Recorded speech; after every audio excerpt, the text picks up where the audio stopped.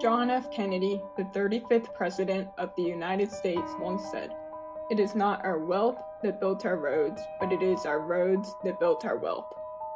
Roads are the very fabric of our nation. They have allowed for the transfer of goods, ideas, and people across the breadth of the land, and contributed to the conquering of the frontiers. But they are also a symbol for dreams, adventure, and freedom, a common feature in our literature, songs, and films. They can also be used to determine population density and therefore remote locations on the landscape. In order to understand these remote locations, it is first necessary to have knowledge about America's road network, how it came to be, how the remote locations were found, and what this data means for the future. Trails were created throughout the United States where horse and buggy would pass through, but it was not until the popularity of bicycles and the creation of cars around the beginning of the 20th century that the importance of a good road system began to be discussed by the government.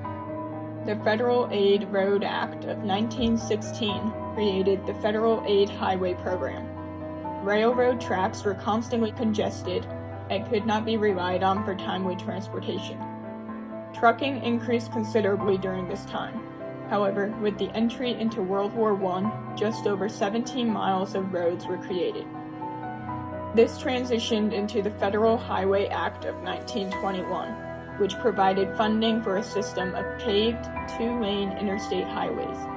In 1922, General John Pershing created the Pershing Map for construction of roads across the United States. Route 66 was commissioned in 1926 and fully paved by the late 1930s. During the Great Depression, up to 37% of Americans were out of work. In an attempt to rejuvenate the economy, President Roosevelt initiated the New Deal, which included a large-scale public works construction agency, which built thousands of miles of roads and paid $1.2 billion in wages in 1939. More important, a host of unemployed citizens face the grim problem of existence, and an equally great number toil with little return. Only a foolish optimist can deny the dark realities of the moment. During World War II, the Alaska Highway was created for military purposes. States struggled to maintain roads during the war especially, so tolling became a practice used to finance infrastructure projects. With the tolls, Pennsylvania opened a 162-mile highway in October of 1940 called the Pennsylvania Turnpike. It was the first four-lane road and had no speed limit. By 1945, the United States was the leading producer of goods in the world. The ability to transport goods and workers across the country remained as important as ever before. Under President Eisenhower, the Federal Aid Highway Act of 1956 was created. 5 months after the signing of the act, the first 8 miles of interstate was opened in Topeka, Kansas on November 14, 1956. By 1972, 42,000 miles of interstates would be created, webbing their way across the expanse of the United States of America. The Dwight D. Eisenhower National System of Interstate and Defense Highways was officially completed in 1990. According to the Department of Transportation, the interstate system has helped shape the growth of local and regional economies, in which there are many cases of small, hard-to-reach communities becoming a thriving metropolis and centers for business as a result of the construction of roads nearby.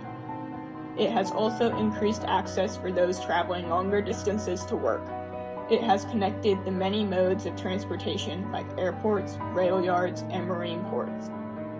The expansion of roads has helped companies keep transportation costs relatively low, which in turn has kept product costs low and product availability high. People have long had a fascination with roads. They provide an easy and convenient way to view beautiful scenery. They are a source of relaxation and a way to escape the pressures of ordinary life. A well-known attorney, Philip Delaney, once said in 1903 of a trip he took by automobile from Colorado Springs to Santa Fe, The machine is conquering the old frontier, into the land of romance, the wildest and most natural places on the continent. The trails of frontiersmen stretch out before the adventurous automobilist. He goes on to say, he has no beaten track to follow, no schedule to meet, no other train to consider, but he can go with the speed of an express straight into the heart of an unknown land. Despite all the positives that roads bring, there are some definite downsides. It has fragmented habitats, which is the largest single threat to biological diversity worldwide. According to the Habitat Specialist Conservation Services Division of the New Mexico Department of Game and Fish, nationwide, 71 million acres of habitat have been lost due to primary highways. Roads remove 2 acres of habitat per mile of 16-foot wide road. An estimated 1 million vertebrates are killed daily on roads in the United States. According to researchers hired by the Insurance Institute for Highway Safety, more than 1.5 million deer/vehicle collisions occur annually, resulting in more than 29,000 human injuries and 150 deaths. Collision damage with deer in 2005 was estimated to cost $1.1 billion. Additionally, roads have allowed for the diaspora of humans across the U.S., leading to fewer and fewer remote locations away from the congestion of people. 83.1% of Americans live in an urban setting.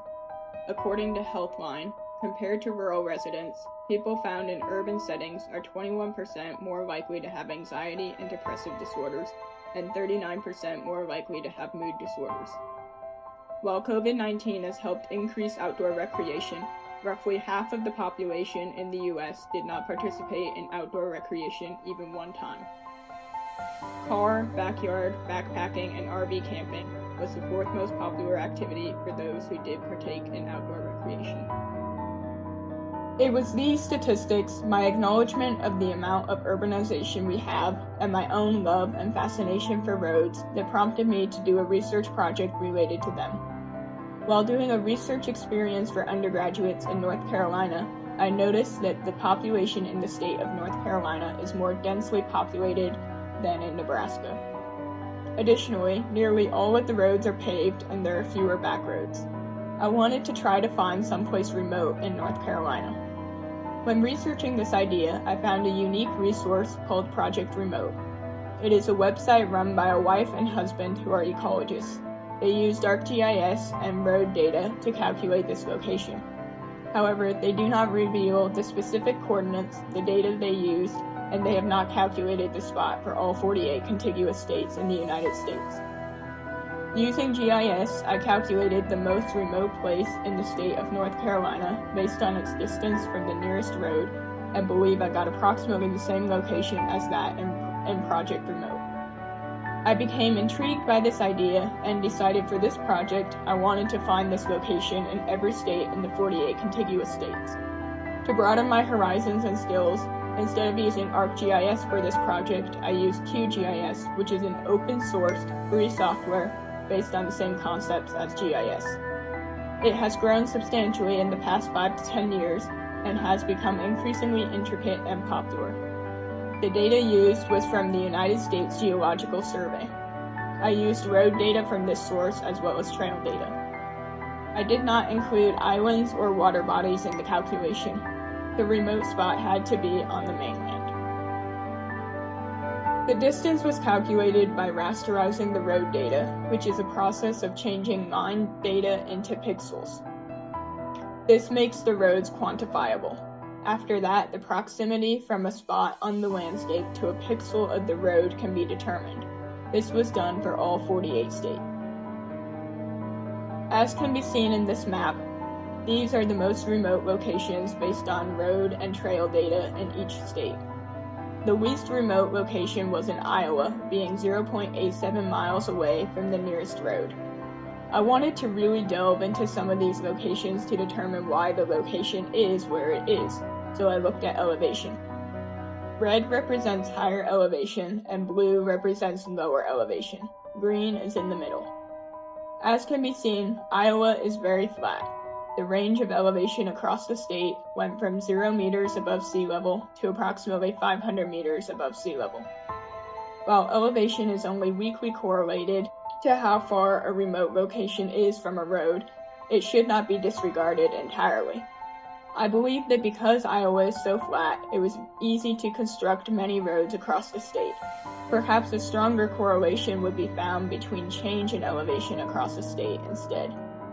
On the flip side, the most remote location was in Idaho and was 15.17 miles away from the nearest road. The elevation at that spot was 2,200 meters. The change in elevation across the state ranged from approximately 0 to 3,670 meters above sea level. The most remote spot in Nebraska was located in the Sandhills near Samuel R. McKelvey National Forest and is 5.89 miles from the nearest road. It is at approximately 1,000 meters of altitude. The range across the entire state is from 0 to 1,640 meters. To determine why remote locations were in the places they were and their level of remoteness or distance from the road or trail, I ran a wide variety of analyses, with many of them proven not to have strong correlations. Factors that were looked at besides elevation include species diversity in each state, land area of each state, populations in each state, populations per square mile, and longitudinal location of the remote spot. The factor that appeared to have the strongest correlation was its longitudinal position. The R-squared value was almost 0.4. Population of each state had the weakest correlation, with the remoteness of a location at just slightly above 0. What this means is that it does not matter the size of the state or the number of people in the state. Places where there are no roads to fragment habitat is possible regardless of population density factors. Beyond these analyses, the correlation between roads and the location of people was determined in the state of Kansas. This was done by using census tract data from the United States Census Bureau. Population density was determined and mapped. A grid across the state of 6 miles by 6 miles was created, or a 0.1 by 0.1 degree grid. This was used to summarize the density of the roads by a set area. To get the density of the roads within each gridded segment, a tool was used in QGIS that calculates the total length of all the roads in each grid cell. The same thing was done for the population density. These layers were then laid over the top of each other to visually see their relationship in space. When the layers were combined, a new purplish color is formed. This is indicative of where there are roads and people. As can be seen in this map, there is a strong correlation between population density and road density. Additionally, the spatial locations of the remote points and their proximity to wilderness areas, scenic rivers, national parks, and public land were ascertained. As can be seen, most of the remote locations are in or near one of these designated lands. A good example of this would be Idaho. The remote location is protected on all sides by both public land and national wilderness areas. An example of a state that does not have very much of these types of lands is Iowa. Furthermore, there are remote locations that are next to but not within these areas, like Kansas. As a conclusion to my project, I went to the most remote spot in Kansas on October 23rd. It is located 2.78 miles from the nearest road. This is a straight line distance, and is at 400 meters of elevation, with the range of elevation across the state being between 0 and 1,550 meters. This trek involved traveling by road to my home, which is 2 hours away, then traveling from my home to the Tallgrass National Prairie Preserve in Kansas, 2 hours and 27 minutes away. I took with me my mom and little cousin, 5 meat and cheese sandwiches, 3 apples, carrots, and several bottles of water for each of us. To my little cousin's chagrin, she had to carry her bottle of water the whole 5.25 miles from where we had to park our car to the most remote spot in the state of Kansas, and back. The path to this location starts out on a wide gravel trail that slowly narrows and eventually becomes a dirt trail. About a mile from the remote location, it is necessary to go off of the trail and into the grasses. The exact location that I calculated is actually on private property, so we went to the edge of the fence line separating the private property from the prairie preserve. We were within 200 meters of the most remote spot. We passed through rolling hills, spots of intense erosion, and bison. Throughout the whole trip, until about a mile from the coordinates, there was a large amount of evidence of humans. Besides the trail we were walking on, we picked up a deflated balloon that had tangled in the grasses, worn tire tracks in several locations off the trail, and the fences and gates that crisscrossed the preserve to keep the buffalo in and to practice managed grazing. Despite this, there were very few people, and by the time we crossed about the 2-mile mark on the trail, we did not see another person. The wind was blowing hard across the prairie, and we could hear it whistling through the grasses. Despite going in late October, it was not too cold, nor was it too hot.